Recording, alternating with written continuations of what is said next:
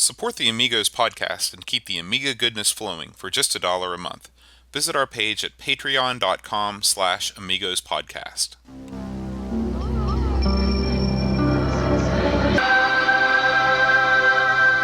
Amiga, the first personal computer that gives you a creative edge.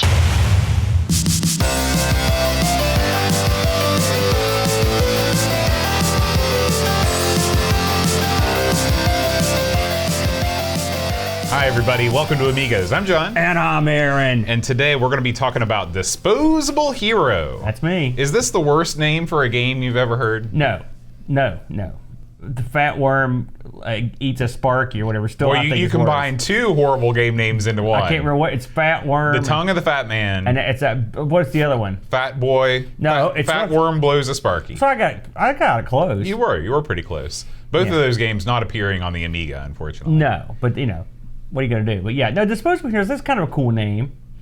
It makes the ending make sense. Which Well, I guess we'll it get to. definitely fits my performance in this game because I was the most disposable of all the heroes. There's no hero That's involved. true. Disposable loser gets murdered. They can't make a game called It that. wouldn't have fit on the box. No. It's too long. Also, So. that would be kind of a bummer to buy.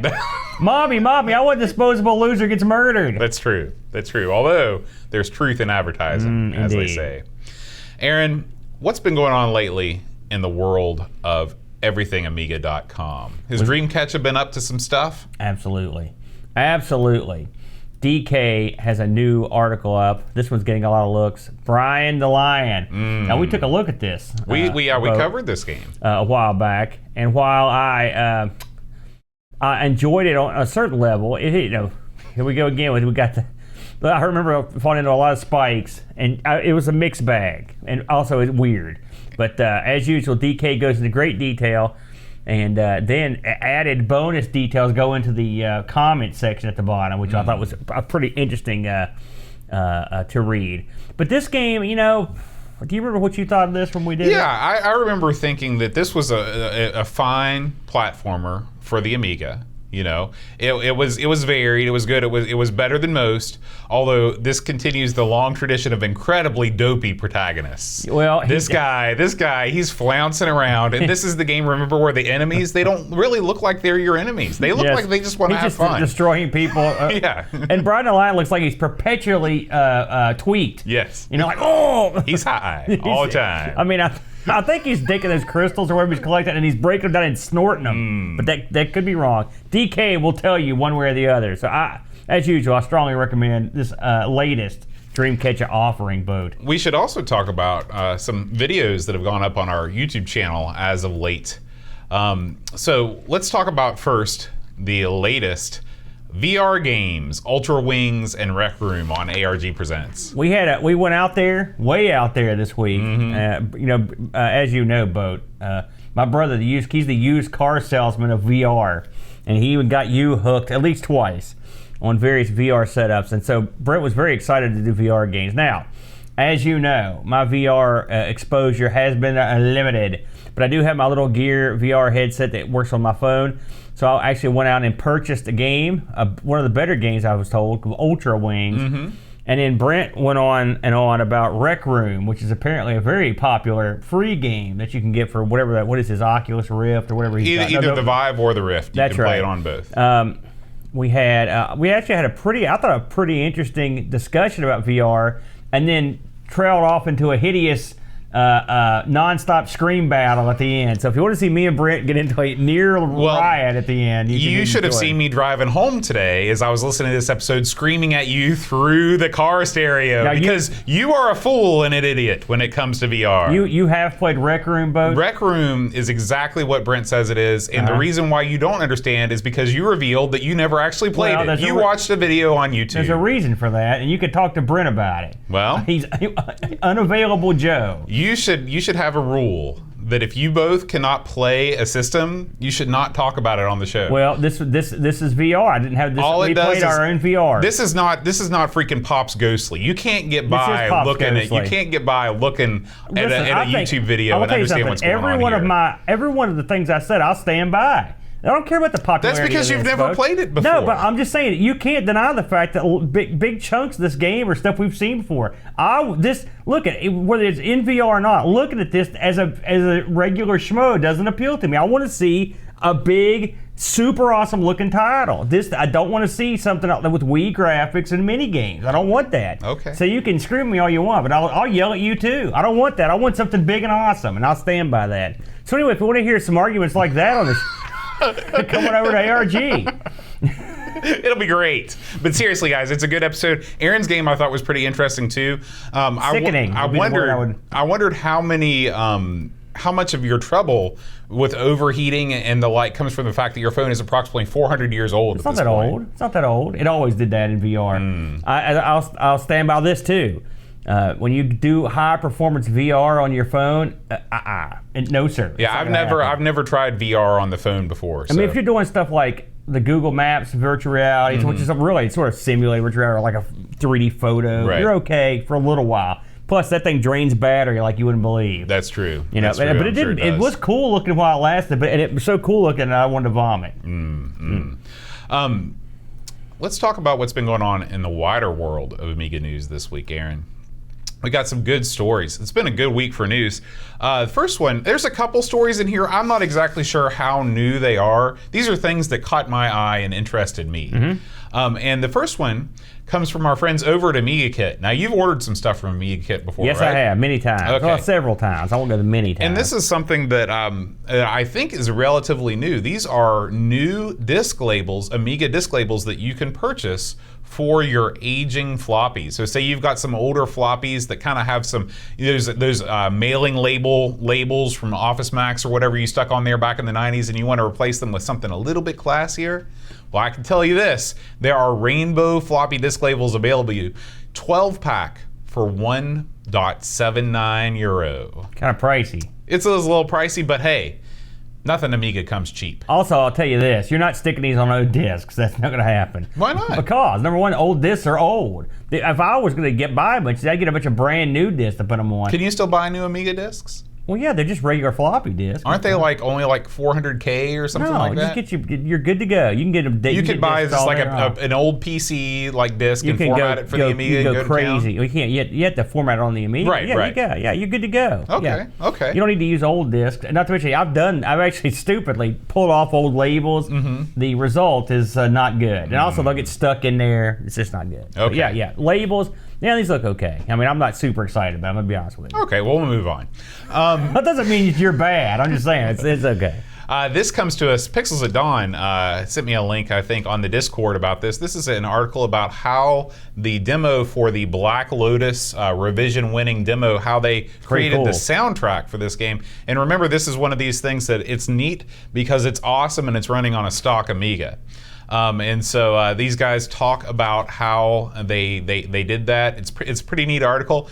The most interesting thing about this article, just to show you that there are trolls everywhere that won't hesitate to attack whatever you might hold dear. There's a guy down here trolling NTSC.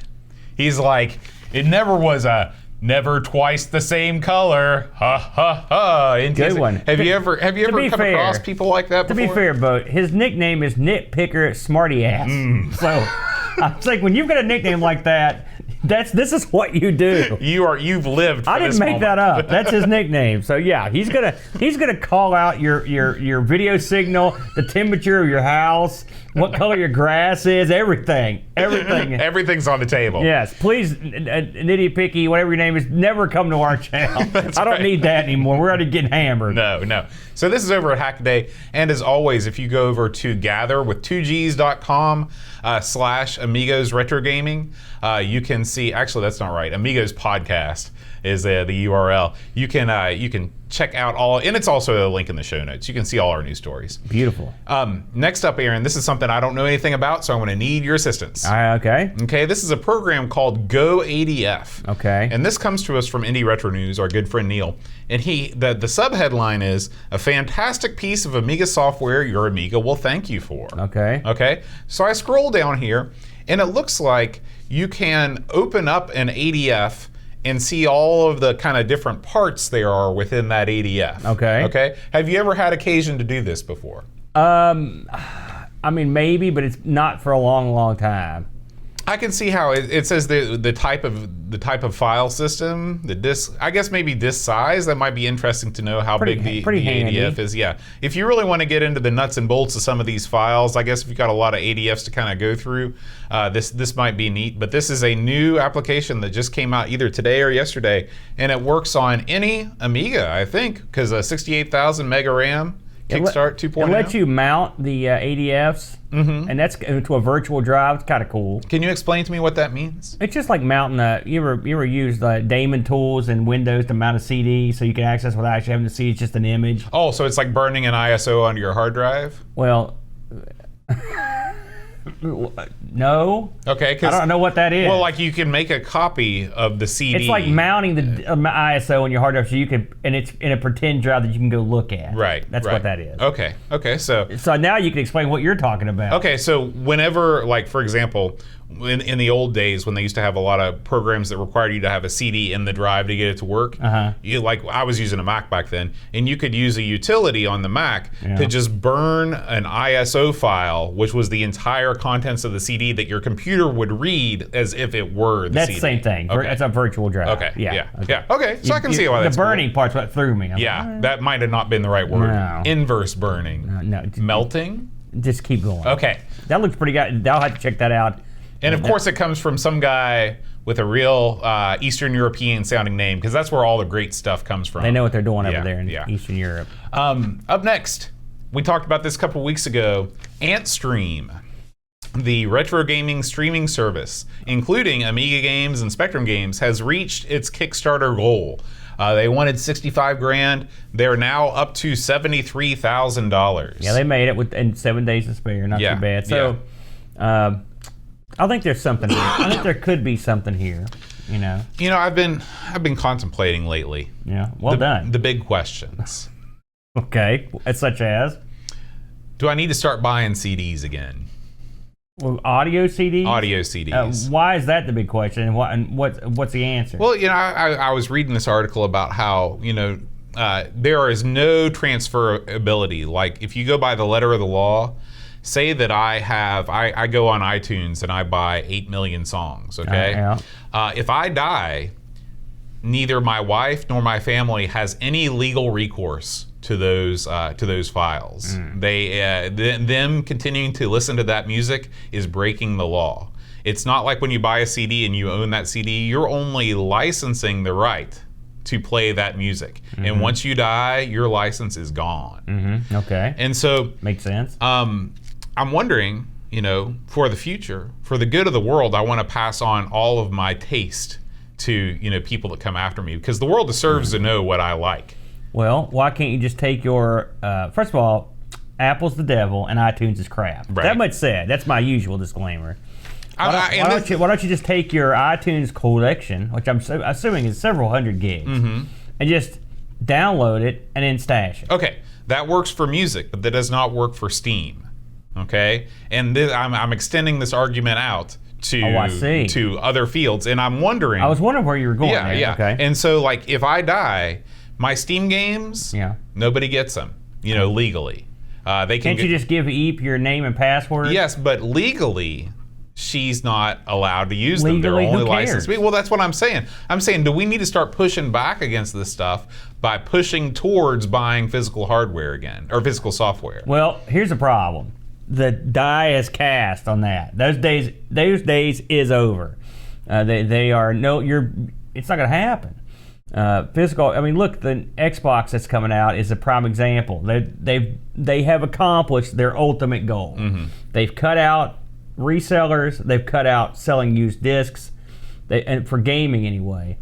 There'll be a time very soon where there are no more physical copies. Now, there's an outfit I hear about all the time on Pixelgating that goes out and takes a game that was a digital release and they make 1,000 copies of a physical release. It's a collector's item sort of deal. And they instantly go through the roof and they're beating their own mothers down to get stepping over each other. I've heard about this too. Okay? Yeah. So I suppose, if you wished, you could go out, you could look over your Steam collection, and what percentage of your Steam collection would you think was available physically? Oh, I'd say probably less than 10%. Okay, that's what I figured.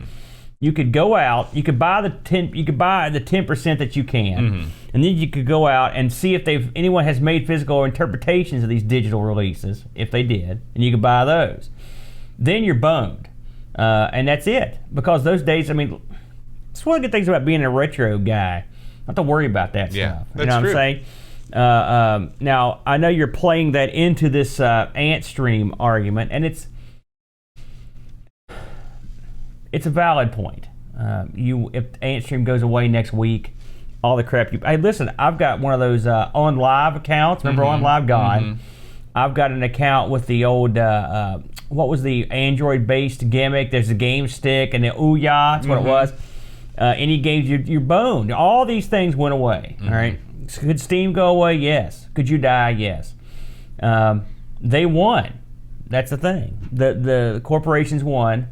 You don't have rights to anything. You don't have access to it, and so your only alternative for Eep, if she wanted to come down here and play one of your mini games, is for her to illegally access your account and play them. I'm going Linux. Now, it wouldn't matter because Steam's on Linux too. It's the same thing. That's now, true. My suggestion to you, and LaRon, if you're listening, at this point, turn down that microphone, turn down the headphone. My suggestion to you is to not lose 1 second sleep over this. Just because they made this scenario does not mean you have to adhere to it or give a crap about it. Screw them. It's much like the City of Heroes things. I paid them. They went away. They took down the thing I wanted. Screw them. That's the way it goes. Same thing with this. If she can get into your Steam account, now iTunes is a whole different kettle of fish there. I would download that stuff straight away. Yeah. All that said, the Ant thing, listen, we could all play all these games. That's no problem. But unified leaderboards, head-to-head internet play, that wacky, the achievement bonuses, It is exciting. all the stuff they talked about. Hey, listen, I'm as cheap as they come. You know me, Boat. I will pinch a penny, Jack Benny style. But I would put out a couple bucks to get some of these games, just to get on some leaderboards and have some fun that way. Yeah. It's a lot some like multiplayer, some leaderboards. It's a lot like the Google thing, you know. I don't know what you're talking about. Google's game streaming service, okay? Which is going to be more modern, presumably. I would pay a few bucks to do certain nutty things. If I can watch a YouTube video of a guy playing Disposable Hero, for example, and right at a point where he goes that I can't get past, I can jump into his game and play from there. Oh man, that would be great. I'm in. Yeah. I'll pay a few bucks for that. That would be awesome. Like a Netflix of gaming, I'm in. But it's got to work, and they have to give it to me with no baloney. Right. And it's the same thing with this AntStream thing. If I want to play a bunch of Spectre games I don't got, which is almost all of them, you know, and I can get them for a buck or two or whatever, I'm in. I'll play them, and I want leaderboards and the whole 9 yards. But don't start restricting me or jacking up the price. Right. But otherwise, I'm excited about it. Cool. Well, we'll definitely keep following that. Next story, Aaron. This really should have gone in our site news, but I'm putting it here anyway. Our Instagram has been reborn. Yes. Okay, Chris Folds, the man behind it, has been steadily adding content to our Instagram, and you can follow us. It is at Amigos Retro Podcasts. I hear this is what all the kids are using these days. Yeah, the IGs. So we'll get some likes, you know. I mean, ask you a question here. Okay. Philosophical question about these various social platforms, right? Because we got the Twitter, we got the Facebook. Yep. We had the Google Plus, and we've got the Instagram. Which one of these is the least evil? Well, Facebook owns Instagram. Okay, so there's that. Then. Okay. I didn't even know that. Yeah. Okay. And well, Twitter is. Where should I throw myself behind? Oh, you should. If I'm going to get behind one of these social platforms, which one is it? Mastodon. I don't know what the that one is. that nobody's on. Is that a fat guy joke? No, Oh. It's the one that nobody's on, but it's the most open, transparent, blah blah blah blah blah. Oh boy. But the problem is Nobody's that on there? you've got some juggernauts. You got one Donald J. Trump on Twitter, and his presence alone guarantees that this thing is not going away anytime soon. Well, yeah, okay. Well, I always wonder because I've heard Instagram's a big deal, but what's the difference? I've never been on here. Instagram is just pictures. Uh-huh. So if you get tired of words and the words that people say that anger you, Yeah. You can stop looking at that and you can just start looking at pictures. Can I just write down the words I want to say and then take a picture of it? Yes, and people do that, and I'm sure that they annoy people. I've never actually used Instagram before. I don't have an account. Why am I talking to you about it then? But I do have a wife that uses Instagram quite frequently. Eep is way up on this stuff. Yeah. And She would be more apt to talk about the marvels of Instagram than I would. Maybe we should have her on the show and she could talk to Folds directly. That's true. Because clearly we're idiots when it comes to this stuff. Yes. We need an Amiga-based social media. You literally have to have an Amiga or use an emulator. Someone get to work on that. Well, there is the Play-Doh cartridge or the Play-Doh service. Have you heard of this before? Not. This is a multi-platform retro message board, essentially, that if you have an Atari 800 or you have an Apple II or an Amiga, they all connect to the same network. And this guy on the Atari Age boards, he's coded all this. He's taken a system that went down, I guess, and has recoded it for all these different computers. So I'm thinking about this summer, trying to dive into that a little bit. That's a good idea. What's it called again? It's called Play-Doh. I'm gonna write that down. All right, I got it. Yeah. Move along. What else you got? And finally, our buddy Jonas Rulo, patron of the show. King of Hawaii. Yeah, King of Hawaii. They've flown in the Amigos supporters magnets for 2016, 2017, and 2018. We're a little behind. As well as the Amigos Game Selection Committee magnets have all arrived. So if you've been supporting the show and during any of those years and you have sent me your mailing address, you are getting Magnet Rama. Now, I'm looking at these. They all look great. Thank you. Now, I've got to tell you, the Amiga supporter for 2016, that's going to be the rare one. Right. That looks like some disco wackiness right there. I love. Am I going to get it? Because I am an Amiga. Do I get one of these? As long as I've got extra. Okay, beautiful. Yeah, I'm pretty sure I ordered some extras. So I'm going to plaster these all over the place. Yeah. So can you recognize? I know it's very, very hard to tell, but can you tell from this distance what that character is? That's not the goofy idiot character from Top Banana. No, because that's what 2018 is. Oh, yes. Okay, I can see that. Then, is that a lemming? No, that's James Pond. He's very, very small. Yeah. That picture is not flat. No, then 2017. That's Zool? Yeah, that's Zool. Yeah, and then up at the top, that's the Croatian flag. Right. So, look forward to those guys. I'm going to spend probably the next 4 to 6 months of my life stuffing envelopes with magnets. I'm coming up with a clever plan to put them on a piece of paper and to get use a global first class stamp to get these out quickly. Ooh, global. Quickly, yeah. And if it helps, I will be behind boat with an extension cord beating him in the back. That's your job in this endeavor. That's right. All right, Aaron. Sweet. One more item I want to touch on. Let's talk about it. We had an interesting. And this brings me up to a bridge here. We had a glorious comment on one of our videos here. I just want to get into it here. And this is our. We've done some City of Heroes coverage. If you're in the City of Heroes coverage, we did a couple videos on it. We actually did quite a few videos in the past couple of weeks. I put another one up this week of me and Brent playing another arcade game that was pretty entertaining. But we put up the City of Heroes video. And we got a very intelligently worded response from a fellow. I want to give this guy some press.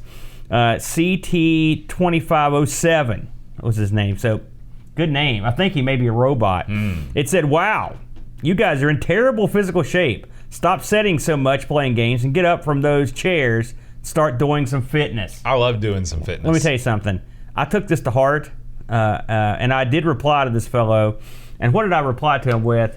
A plug for Amigo Aaron's weight loss wager. Explain the wager. A lot of people have forgotten about the wager, but it's still happening because I can't forget about it because it haunts my days and nights nonstop. The wager I made in January, I think it was about January 10th, was that Amigo Aaron, would lose 100 pounds by the Amigathon. In July. And I was asking people to donate a certain dollar amount per pound I lose. But, as with any good wager, there's got to be some skin in the game. And the skin is this. If I can't lose 100 pounds by our Amigathon, then I would have to pay 5 American US dollar bills per pound that I came up short. Right? That's the deal. I want to announce now that we've moved the Amigathon back into December. I'm just kidding. Still in July. I've got 2 months and some days until this Amigo challenge is, and I'm not gonna lie to you, I am behind. But I'm going to start hitting the road, doing some road work. We're probably going to take some video of my various Cue the Rocky montage. extreme workouts to get this weight off. And so I would like to challenge CT2507 and anyone else out there to contact us and pledge a buck maybe or 50 cents a pound. It all goes to a good cause, Children's Miracle Network of Hospitals, but we love those guys. We don't see dime one.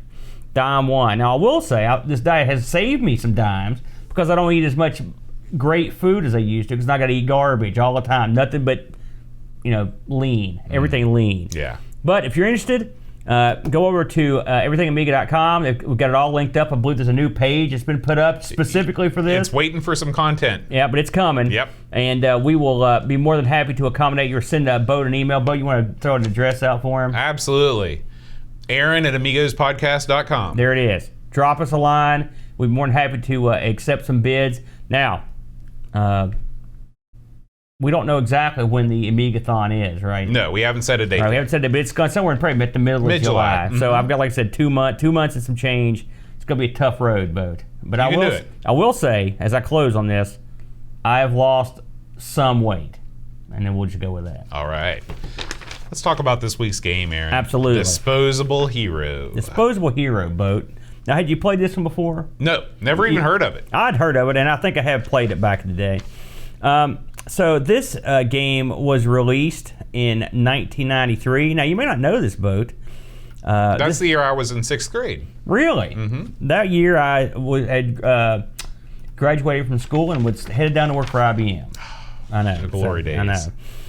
So this came out on 2 discs or 1 CD. This had a CD32 release, Bo. What do you think about that? Well, yeah, I've heard. Well, I guess you're going to talk about the differences between the two a little bit later on. Very few differences, yes.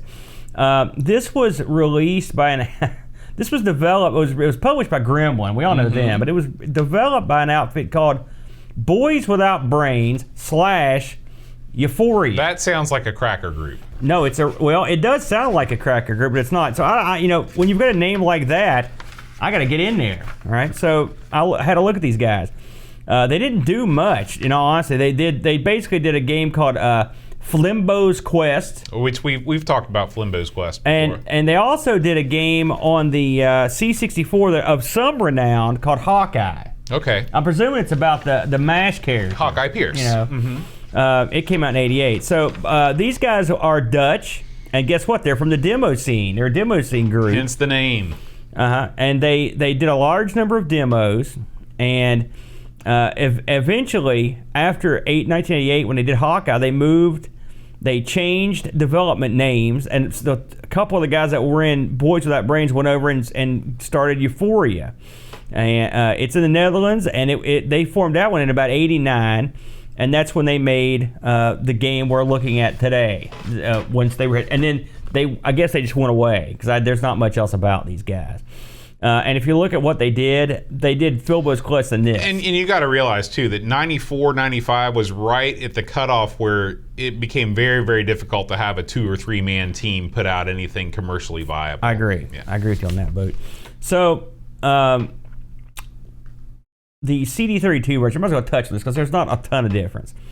Now, I played the ECS OCS version of this. I'm assuming you did as well. I did. Now, the CD32 version, as far as I could tell, had 3 major differences. Okay, difference number 1, a different intro. Okay, difference number 2, CD sound.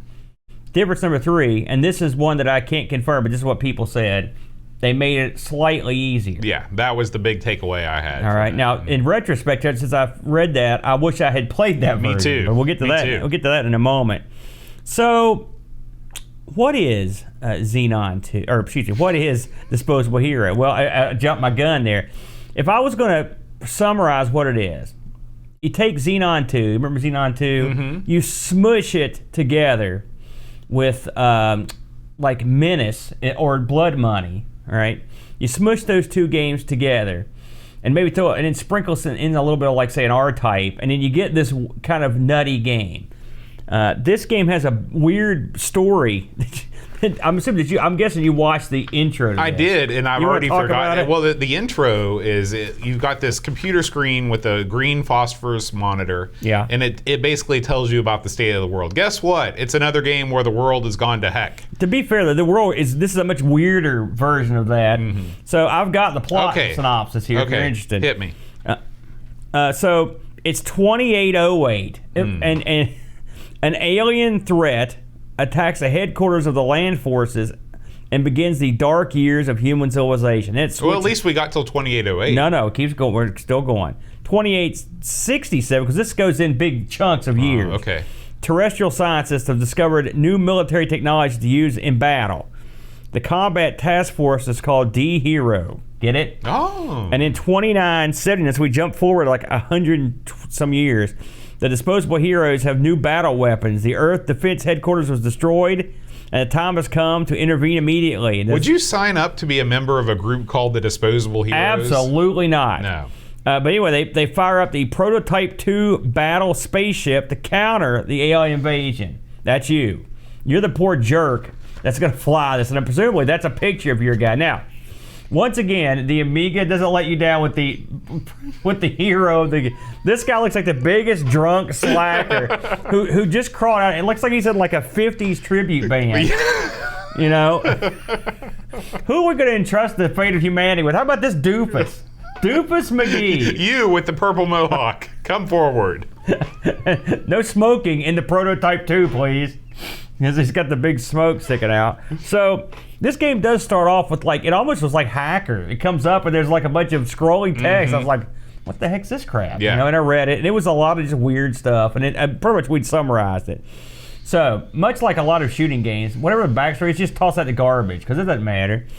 You fly a ship and go through levels blowing up bad guys. That is your plot. Now, let's talk about the game as a whole here. Let's talk about what you do. Like I said, you're in this ship. The ship is can be equipped with multiple weapons. Okay, but that's weird. We'll get to that. You go through these levels and you shoot bad guys. Now, we have played over the years a lot of these shmups on the Amiga. All right, some good, some bad, some in the middle. They often veer towards the more difficult side of gaming. All right, I think you would agree with that. They're all hard. They're not. Yeah, they're mostly hard. I mean, there's some like Swift or Silkworm, but those are ports and not Swift's right. not. You know what I mean? Yeah. Or like something like Hybris. That's not super hard. No, it's not pretty super fun. hard. Yeah. So this game looked at all the Amiga shmups and was like, you call that difficulty? Screw you. And then they ramped this thing up because what this is, and this is, I read a couple people that mentioned that they thought this was the European philosophy on shooters. And I'm not gonna rag on Europe. I'm not throwing them under the bus on this, but this is the philosophy of shooters where you just die a lot and screw you. There's in this game, even the very first ship you come across requires multiple shots to kill. Right. There are no gimmies. You can get shot at the very opening of this game before you see what shoots you. Okay? The game has your ship, which admittedly, it has permanent auto fire, which is nice. Yep. Going through what I would call the enemies that were very blood money like or menace like, as the early on at least, as you go through these tight quarters. With 4 million things shooting at you. Yeah, and in addition to the 4 million things shooting at you, there are objects in the foreground that you can run into. When you said tight corridors, you weren't kidding. Yes, this game is vicious. And what it reminds me of a lot, if you remember the old game, I get them confused. I think it was Super Cobra, the chopper game. Where there's one spot in it where you get to these caverns, and there's this real tight cavern you have to fit through. If you took the difficulty of that cavern and then just made a game, just expanded that into an entire game, you would have this game. It is incredibly difficult. You can't touch you do have a life bar, but you can't touch the background. You can't touch the bullets. You can't really run into enemies. You can't do nothing. Anything you touch, you take damage. The ability to get extra weapons is marred by one simple fact. I wasn't good enough to get to the point where I could get more weapons. I cheated at this game like a dog to try to get to the point that I did. Eventually I did. But it's difficult because you have to, in this game, you don't just, like in say a Raiden, all right, you drive across a weapon, right? Or some games, if you're like Raiden, if you drive across the weapon color and it upgrades whatever weapon you got. Right? Simple. Not this game. That ain't the way this thing works. So when you pick up an icon, and they're scattered around, and usually they're in places that'll get you murdered. Like they've been cunningly positioned to screw you. Right. Am I wrong here? You are not wrong. And there are some places where they put them, and there's no way you. I want to meet the guy that could get that weapon and then not get killed, because the screen's sort of ever scrolling, and you can get caught in places, which are what it reminds me of Xenon 2, and among other reasons, which I'll get into. But anyway, once you pick this stuff up. They're icons that are blueprints for weapons, and when you have enough energy, you can install the weapons, and then you have to land on a blue dome, which in Blood Money, when you land at these little landing ports, it's a store. Not because the store would be okay, but not in this game. There's no money. In this game, you go here and you can install weaponry or change. It's like a blueprint type system. Yeah, or change the. Have you ever seen a game that does this exact? I think I have. I think I've seen a game where you're upgrading with blueprints before. I can't remember what it was, but it's not the first time I've seen this concept. Right. So, complaining aside, let's talk about a little bit of the content of the game.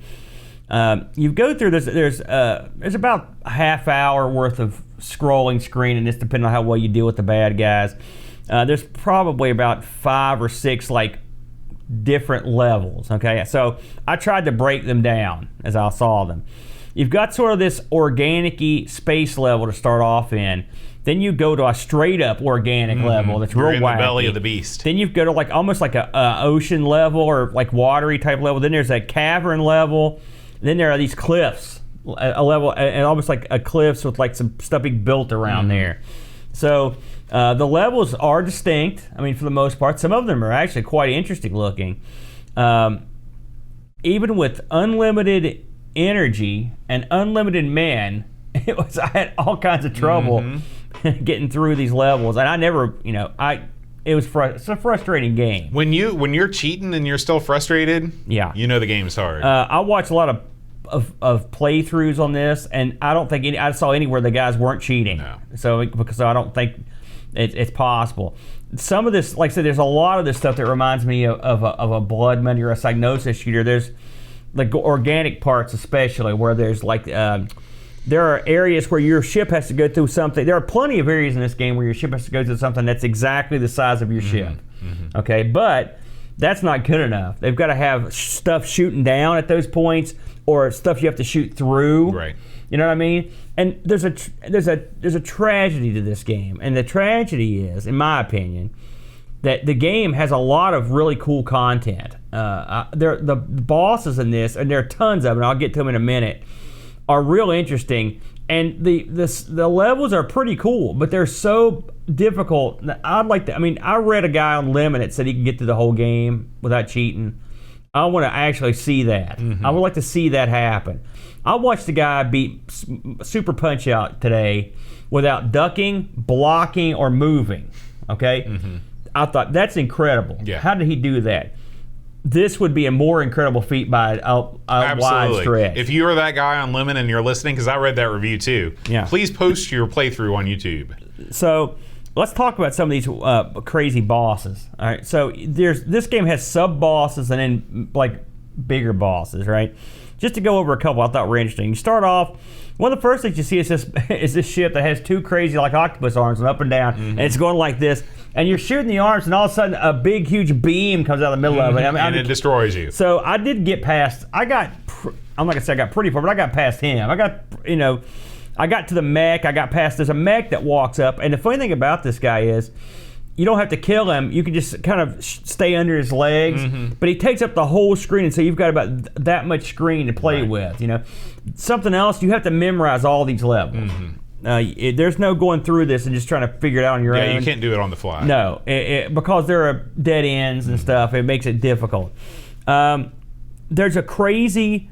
How can I describe it? There's a ship that there's a mama, I guess, that while in the middle of battle drops eggs that hatch, and then the contents of the eggs come at you. Right. And then when all the eggs are hatched, then she breathes fire. So this chick, talk about born under pressure. There's a crazy tusked skeleton creature, almost like a dragon or something with big tusks. That was pretty cool. Do dragons have tusks? This one did. There's this. There are a couple times you see this guy. It's like a skinless pterodactyl-looking guy. There's a lot of sort of prehistoric type stuff in this game. Remember we were playing. What game was I playing? It was one me and Brent played ARG. There's this thing that's like wedged in between the ceiling and the floor with two legs, and it walks along, and its head's in the middle. That was pretty wacky. I thought that was a pretty interesting one.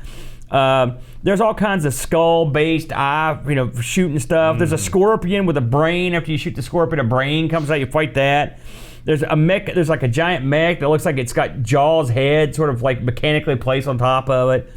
Which all this stuff's real bizarre and crazy, which I like. I like that stuff. There's one section where you get to, and I'd love to have gotten here, where you're in like a turbine or something, and all of a sudden your ship goes like twice as fast down this pipe, and you have to dodge these lasers. There's a really awesome section toward the end where there's almost like a horizontal loader that rides on this track. And at first, when you see it, it's just shooting lasers at you as you fly under it. But then eventually, it'll come by and drop enemies for you to fight until you can blow it up. I thought that was pretty cool. And then the end boss is this kind of a running mech thing that comes after you and it jumps towards you. It was pretty cool too. There are some instances where the game will stop scrolling, and sometimes it'll either scroll faster or go backwards a little bit. Most of the boss sequences and the mini boss sequences, you'll have some slowdown and give you time to fight, and then it'll roll on. Yeah. Of course, this does have a hard scroll, so you're pretty much boned. Just before I get into the more particulars of stuff, what did you think of the atmosphere, the graphics, the music? How did that strike you, Boat? This is without a doubt the best looking shooter I've ever seen on the Amiga, and possibly anywhere outside the arcade. Wow. I mean, this game is beautiful. It's beautiful. It's varied. The types of motions. I'll never forget the first time, episode 1 of Amigos. We did Hybris. I love it. And I saw that first boss trot out there and do that shimmy across the sky, and I was like, oh my God, this thing's supposed to be a 16-bit console.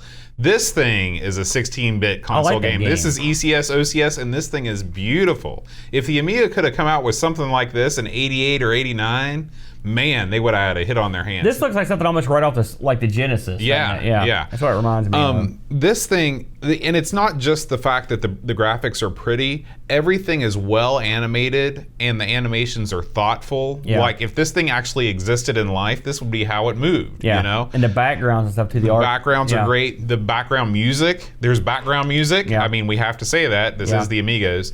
I thought it was pretty good. Yeah, it's fine. It didn't blow my mind or anything. It fits the genre. I thought that it is kind of a drag to not just be able to run over the power-ups and get them, but it is different. It's not necessarily a bad thing to go into the shops. I wish the shops would have been labeled, like shop or something. They're not really shops, right? Or like whatever they're supposed to be. It's not immediately rest area. When everything else in the game kills you upon contact, you're not immediately drawn to try and figure out where you're supposed to go. But that all said, the extreme difficulty of this game takes it from a 10 to like a 3. Wow. Because I mean, what's the use of having the most beautiful, well-animated game in the world if the game is no fun to play because it's so brutally difficult? It is undeniably difficult. To get back to what you said, the backgrounds in this thing are actually so detailed, it's unbelievable. And in fact, they're almost too detailed because it almost confuses. Sometimes you're like, can I run into that? Can I go over that or not? Yeah. There are areas where the cave's falling in, for example, and the stalactites are falling off, or there's like these weird areas where there's like these weird alien embryos, these giant tubes. What the heck are they working on? Right. You don't know, right? I agree with almost everything you said. I don't think this is the prettiest shooter. You're insane. There's no shooter that's prettier than this on the Amiga. I'd have to ponder it. I don't want to make that statement without having a good think about it. I mean, it's definitely attractive. And like there's that thing I was telling you about. The truth of the matter is, this is what you could do with the old chipset too, which is quite astounding. Again, people were like, the AGA is going to change everything. No, good programmers change everything. Well, I mean, it's true. It's true. And we've been that gets proven time and time again when we look at other systems, modern stuff, or even some of their old stuff. Yeah. I love the backgrounds. The web. Let's talk about the weapons a little bit. And I don't know how many of these you got to actually use. I didn't get not very many. And I wouldn't even know how to describe them really. Well, I've got a little list here that tells me what they are. I mean, you basically get two-way submachine gun, three-way gun, laser. There's two types of these satellites. There's one that hangs over you, and there's one that spins around you. Bombs. You can increase the speed of your ship. It's not, they didn't reinvent the wheel. There's up and down shots, stuff like that. I can't imagine, and one of the reasons I had so much trouble was because when you start out, if you're cheating and you just go somewhere and then you start off when you're just a regular ship, you just get mauled. You got zero chance because there's so much on the screen. I will say, to compliment this game, and I did compare it to Menace or Blood Money, but really the comparison is sort of the Blood Money and Menace had these sort of shapes that just came out and attacked you. Like this sort of, sometimes you'll see these patterns like that, but a lot of times the things are more thoughtful. Yeah. So I don't there is nothing that Menace or Blood Money does better than this game except for the intro sequences. That's true. Well, but I mean, when I say that, I'm not comparing the quality of the game. It's a tight corridors type, really hard game. Blood Money is very similarly difficult. I will say, but. I like the store situation in Blood Money more than I like it in this one. And Xenon 2 is the same way. Xenon 2 is a much more lethargic shooter than this, but it's not nearly as hard either. I will say that. I want to touch on a few kind of wacky things. You have to. I like to start these games as easy as possible because I suck. If you're in training mode, you can't go past level 3. Hey, I didn't have to worry about that because I never made it past level 1. Well, I'm just saying. So that's something you might want to recall. Now, I looked at, some guy had a big blow up of the box, and it was awesome. It's this chick, it's a drag. It's really cool looking. And I looked it up. The box art was done by a guy named John Berkey. Who is known for doing movie posters. Okay. So get this, he's done, I got a little list here: Star Wars, King Kong, Towering Inferno, Superman 3, and Star Trek. He worked on all his movie posters. Pretty good record there. If you see the cover of this, it's pretty awesome. So, all that aside, where are we going here with this? Well, here's the final score. It's too hard. It's too hard. That's all there is to it. The game is too difficult, and you can't get far enough to make it fun. That's it. That's all I got to say about it. It looks good. It plays good. I'm eager to hear what the magazine said about this. Did they concur with our... They did. Well, no, not really. Yeah, sort of. So, Lemon gave this... What's funny, of course, I looked up both. So, Lemon gave this a 7.96 for the old version. CD32 version, they gave it an 8.21. Of course, you're getting less scores. Amiga Action gave this 80, Amiga Force 83, Amiga Format 70. So you're looking at C, B, that area. Amiga Power 77, AUI out of Australia 86. Computers Plus Video Games gave it a 79. CU Amiga gave it a 79, and the One gave it an 83. So they're actually pretty consistent this month in terms of their scoring. So CD32 version of this thing on eBay. Okay, now here's something that struck me as odd. Get this. There's a guy in Brazil selling a bunch of sealed copies of this in the CD32. This happens every once in a while. These send up in a weird country. $50 US will get you one. All right, and they're selling for that. Now, in the UK, you can get these things for $32. In Germany, $101 for one of these things, and in the UK right now, $32. Now, that's pretty high. Yeah. Because I think this game was a pretty good seller. So I was kind of surprised it was going that expensive. So you're not going to get a cheap... This thing isn't going to be a cheap date, that's for sure. But, this game disappointed me, to be honest with you. And the disappointment came from the ability... I hate games like this. There's so much there that you can't get to. And I'm not the worst player Now I tried this. I put this thing on my arcade machine to give it a whirl, and I did better. But it's still just extremely hard. Yeah. You know? I mean, I played this mostly with my Epix stick, Yeah. And it was nice with the auto fire. Just hold that button down. And I had a good time with it, but it's too hard. It's too hard. It's too hard, and this is something that plagues the Amiga time and time again. And I'm not a great shooter player to begin with. So. One thing I want to mention, I sort of mentioned it when we started.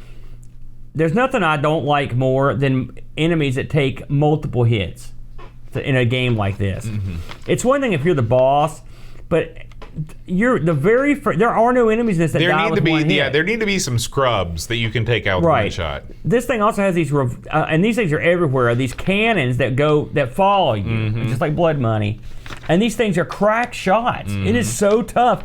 And you get to a point where there's so much going on the screen. You go to that bullet hell area, and you can't have all that pushing. It's just too much. Yeah. It makes me sad. But. Yeah. Well, our Discord community reviews agree for the most part. Chris Folds writes, beautiful graphics, sound, and speed, real console quality stuff. He's right there. Let down by a near vertical difficulty level.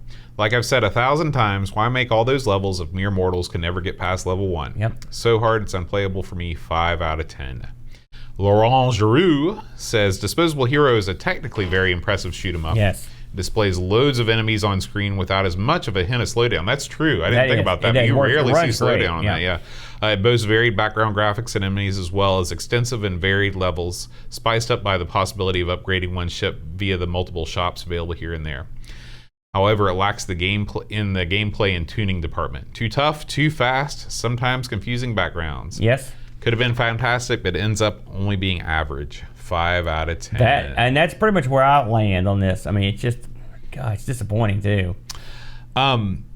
Next up, Pixels at Dawn, who just got back from Avengers, is with us in the chat right now. He says, a visually stunning and sounding shooter, one of the best on the Amiga, but even the clever shop design with its frequent heals can't make up for the poorly balanced weapon power. I only managed to get to the second level with infinite lives. Good, I'm not the only one. Someone needs to re-release this with some tweaks. That's true. Maybe Earrock or Amiga J or one of those guys can figure out a way to make this easier. Yeah. Graham Vebke, we got a lot of reviews on this game this week. He says, this is a game aimed at a shmup fan like myself and those who can smash R-Type in their sleep. It's a very fluid, beautiful game with a combat and weapon system which is both genius and complex. And this, along with the hardcore difficulty, will sadly turn many away. 7.5 out of 10. So yeah, if you're one of those guys that can smash R-Type in their sleep, this is the game for you.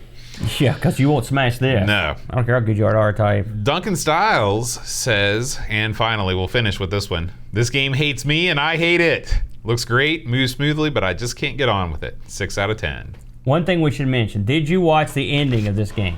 Yes. Can we talk about that? Let's talk about it. You go through and vanquish all these aliens. I mean, let me tell you, if the Disposable Hero gets through this whole game and lands, this guy should be carried out like I don't know what you can do. And it starts that way. He lands and there's people cheering on the deck. Yeah. Okay. So he lands, he walks out of the ship. He doesn't react to the crowd in any way. No, he just struts over to his sports car, his red Lambo. He gets into it, he drives off. Then a guy from the crowd pulls out a bazooka, fires it at the car, and it explodes. Game over. And you see a picture of your guy with like a twinkle in his teeth. Right. Now here's the part I like. I like the reasoning behind this.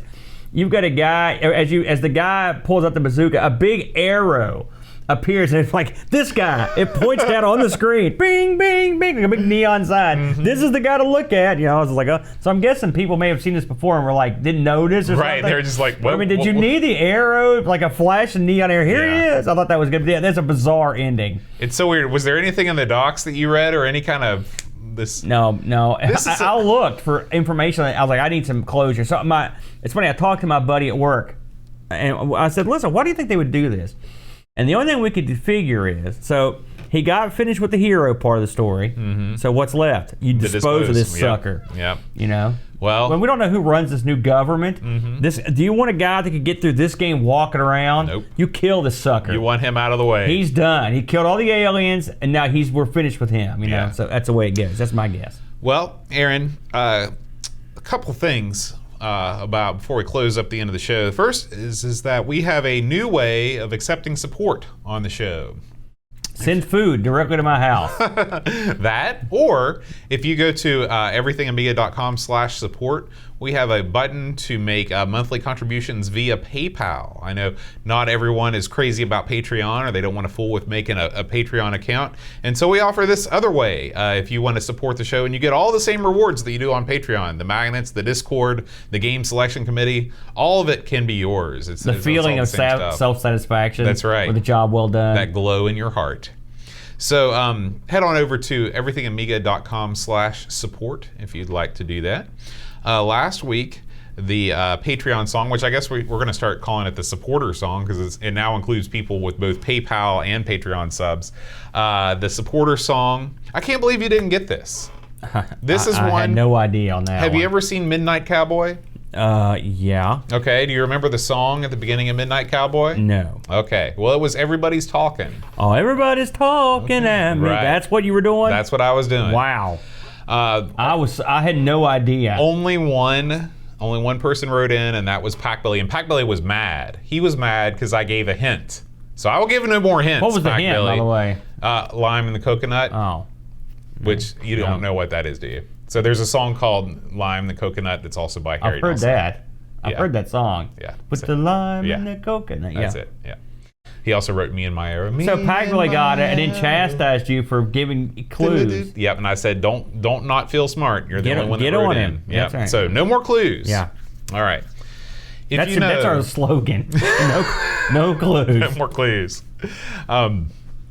So this week, if you know the song, you can email me at john@amigospodcast.com. I want to give this my best shot. Hopefully we'll get some more. All right, go for it. Cade, Fox, David Pickford, Cameron Armstrong, Andy Jones, Lobs Terminator, Craig McClellan, 10-minute Amiga Retrocast, Counting Virtual Sheep, Bernard Quinn Retro, Man Cave Tim, Drew Simon, Rose Joseph Harrison, Kyle Eder, Rob O'Hara, Howard Nibbs, Matthew Larimore, Andy Craig, Shanzo, Darren Lomax, Colin 419, Bachbit Rolenberg, Andrew Bunks, Joe the Zombie, John Cook, Dan Ross, Leaf Killan, Alan Kebab, Chicote, Level Lord, John Marshall, Matthew Pirone, Ricky DeRoche, Crypt Dead, Boy Think CDZ, The Slow Norris Staff, on Sir Gordon Mortensen, Ed Van Holland, Blended 75, Christopher Hassel, Ravi Abbott, Chris Falls Dreamcatcher, Lauren Giroux, Graham Veb, Keelane Denson, Adam Battersby, O'Brien's Retro and Vintage, Gary Huckasey, Brian Jones, Paul Harrington, Duncan Styles, Alan Kebab, Tapes from the Crypt, Josh Nat, Adam Bradley, Jonas Rulo, THT, Kim Tommy Humbertstadt, Daniel Bingston, Brutal Barracuda, Darren Coles, Jason Wands, Pixels at Dawn, and Kjolbjorn Barman. Pretty good, Boat. Thank you. I see you're drawing my picture over there. That's quite good. You've got the skills of an artist. There we go. As it were. That's my boat picture. That's a nice. You can buy that after the show. Yeah, that's for sale on our swag store. Baby Cyril says, good effort. That's what I tell my kids all the time when they fail a playing test. It's a good effort. That was effort? Oh, man. I efforted all over the place on that. No. Move on. All right. So, next week, Aaron, we are going to play another point-and-click adventure game set in the far-flung future. All right. How do I know? I don't know. The name of the game is Future Wars. Oh, man. That's a depressing name, too. It is a depressing name. I have played this one, so it's going back to familiar territory with this one. I'm looking forward to that one. Awesome. All right, guys, until then, keep playing the Amiga. Oh, I forgot to thank the folks in the live chat right now. We record the show every Friday, except when we don't, like today because it's Thursday. But we still had tons of people that joined us. We want to thank, with a special thank you. Free Lunch, Mestre Guga, Febe Cyril, Pixels at Dawn, Graham Vebke, Edvin Helland, Stefano Pavone, Phil Boz, Ricky DeRocher, Super versus Tech, Paul Bossman Harrington, Michael Ryan, and Terry Howard. Thank you so much for joining us live. It's always a party in the chat. That's some new people we haven't seen in here before. Absolutely. It's a Thursday crowd. I like it. That's right. All right, guys, we will see you next week. Until then, adios.